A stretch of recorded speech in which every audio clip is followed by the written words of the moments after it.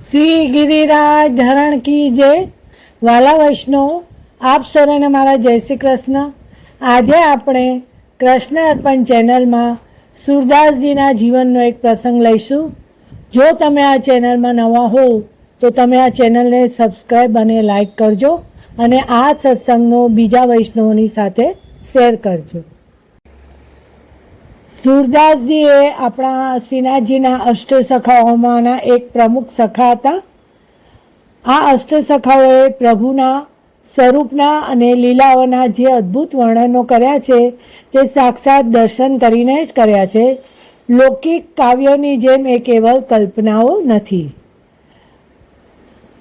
હવે સુરદાસજી સદૈવ શ્રીનાથજીની સમક્ષ તો કીર્તન કરતા જ હતા, પરંતુ એક વખત શ્રી ગોકુલ આવ્યા ત્યારે શ્રી નવનીત પ્રિયાજી સન્મુખ કીર્તન કરવાનું તેમને સૌભાગ્ય પ્રાપ્ત થયું. શ્રી ગુસાઈજી અને બાળકો પણ ત્યાં બિરાજતા હતા. સમય સમયના દર્શનમાં સુરદાસજી બાલ લીલાના પદો ગાતા. જે દિવસે જેવા આભૂષણ અને વસ્ત્ર ધરેલા હોય તેવું તેઓ વર્ણન કરતા. સૌને આ નવાઈ લાગતી કે સુરદાસજીને તો નેત્રો તો હતા જ નહીં, જન્મથી જ નેત્રવિહીન, આંખોની નિશાની પણ નહીં, માટે તો તેઓ સૂર કહેવાયા. આવા સુરદાસજી કઈ રીતે આવું આબેહૂબ વર્ણન કરે છે તે સૌના આશ્ચર્યનો વિષય હતો. હવે વસ્તુત એ આશ્ચર્યજનક જ ન હતું. સ્થૂળ ઇન્દ્રિયો તો બહાર દેખાય છે, પરંતુ તેની અંદર સૂક્ષ્મ અદ્રશ્ય ઇન્દ્રિયો હોય છે. સ્વપ્નમાં જે દ્રશ્યો જોઈએ છીએ તે કઈ આંખે, જે શબ્દો સાંભળે છે તે કયા કાને, દેહ છૂટે ત્યારે પ્રાણ સૂક્ષ્મ ઇન્દ્રિયો તથા મનની સાથે જ બહાર નીકળે છે. હવે મહાપુરુષોને જે અલૌકિક અનુભવો થાય છે તે આંતર ઇન્દ્રિયોથી થાય છે. સુરદાસજીને આવી દિવ્ય દ્રષ્ટિ પ્રાપ્ત થઈ.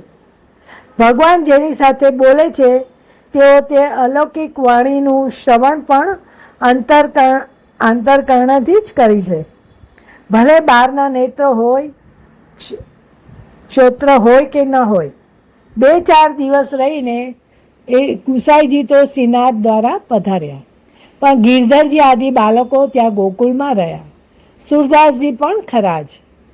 એક રાત્રે શ્રી ગોવિંદરાયજી, શ્રી બાલકૃષ્ણજી અને શ્રી ગોકુલનાથજી, આ ત્રણેય શ્રી ગુસાઈજીના પુત્રો હતા. એમ તો એમને 7 બાળકો હતા, પણ આ ત્રણેય અત્યારે હાજર હતા ત્યાં. તેઓ વાતો કરતા બિરાજ્યા હતા. ત્યાં વાત નીકળી કે આપણે આ બાબતમાં સુરદાસજીની પરીક્ષા લઈએ તો. હવે ગિરધરજીએ પહેલાં તો ના પાડી અને કહ્યું કે ભગવદીઓની પરીક્ષા ન લેવાય, પરંતુ પછી સંમતિ આપી. ભલે આ વિશે અનેક વૈષ્ણવોને એમનું અલૌકિક સામર્થ્ય તો જાણવા મળશે. આપણે ક્યાં કઈ અવિશ્વાસની પરીક્ષા એમની કરવી છે. હવે સવાર થયું, 4 બાળકો સેવામાં પધાર્યા. શ્રી નવનીત પ્રિયાજીને શૃંગાર ધરવાનો સમય થયો. અષાઢ માસ હતો. આજે સખત ધામ હતો. વિચાર કર્યો કે પ્રભુને કંઈ વસ્ત્ર કે શૃંગાર ધરવા જ નથી. પછી જોઈએ સુરદાસજી શું વર્ણન કરે છે. બારીક મોતીની ખાલી એક કંઠસરી, નકવેસર અને કાનમાં કુંડલ માત્ર ધરી દીધા. પછી દર્શન ખોલી દીધા અને કહ્યું કે સુરદાસજી હવે કીર્તન કરો. શ્રી ગોકુલેશજીએ આવી આજ્ઞા આપી એમ. તો સુરદાસજીએ રાગ બિલાવલમાં તરત જ એક કીર્તન ઉપાડ્યું. હવે એ કીર્તન આ રીતનું છે. દેખે રી હરી નંગા, દેખે રી હરી નંગા, જલ સુત ભૂષણ અંગ બિરાજત वसनाहीन छवि उठत तरंगा, देखे री हरि नंगा नंगा, अंग अंग प्रति अमित माधुरी, निरखला चितरती कोटि अंगना, तिलकत दधी सूत मुखले पनकर, सूरहासत व्रज युति न संगा, देखे री हरि नंगम नंगा। સુરદાસજી શું ગાય છે? માત્ર મુક્તા ફળના શિંગાર છે, વસ્ત્ર તો બિલકુલ પહેર્યું જ નથી, શોભાના તરંગો ઉછળી રહ્યા છે, ખુલ્લું શ્રીઅંગ ઠાકોરજીનું શોભી રહ્યું. હવે તેમનું શ્રીઅંગ ખુલ્લું હોવાથી અંગ અંગની અપાર માધુરી વર્તાઈ રહી છે. અરે કોટી કામરતી પણ મુગ્ધ થઈ જાય અને તેઓ પણ લજ્જિત બની જાય. વ્રજેશે મુખ પર માખણ લગાડ્યું છે અને ખિલખિલાટ કરી હસી રહ્યા છે. સાથે વ્રજ યુવતીઓ પણ આવું સ્વરૂપ જોઈને હસી રહી છે. વાહ, કેવું અદ્ભુત કીર્તન!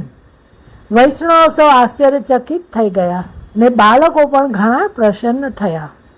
શ્રી ગોકુલેશ પૂછે છે, અરે સુરદાસજી, આવું પદ્ય ગવાય? કેવા રંગના વસ્ત્રો ધર્યા છે, શ્રી મસ્તકે કયું શિંગાર કર્યું છે, એ બધું વર્ણન કરો. ત્યારે સુરદાસજી બોલ્યા કે મહારાજ, કંઈ ધર્યું હોય તો ગાવ ને. આપે અદ્ભુત કર્યું અને મેં અદ્ભુત ગાયું. પછી તો સુરદાસજી અને બાળકો શ્રીજી દ્વાર પધાર્યા. બાળકોએ શ્રી ગુસાઈજીને અદ્ભુત આ બધી વાત કરી. ત્યારે આપશ્રીએ ઘણી પ્રસન્નતા બતાવી. સુરદાસજીના આવા અલૌકિક સામર્થ્યની ઘણી તેઓએ સરાહના કરી. આવા હતા આપણા અદ્ભુત સુરદાસજી, કે એમના વિશે તો અનેક પ્રસંગો છે આપણા વાર્તા સાહિત્યમાં, કે ત્યારે આપણને એમ થાય કે આ પ્રસંગ લઈએ કે આ લઈએ. એકથી એક ચડે એવા એમના જીવનના પ્રસંગો છે. તો આજે એક આ અદ્ભુત પ્રસંગની શ્રુતિ થઈ આવી, તો આજે આપણા સત્સંગમાં આ પ્રસંગ મૂક્યો છે. આજનો સત્સંગ શ્રી ઠાકોરજીના શ્રી ચરણોમાં સમર્પિત. બોલો શ્રી વલ્લભાધીશ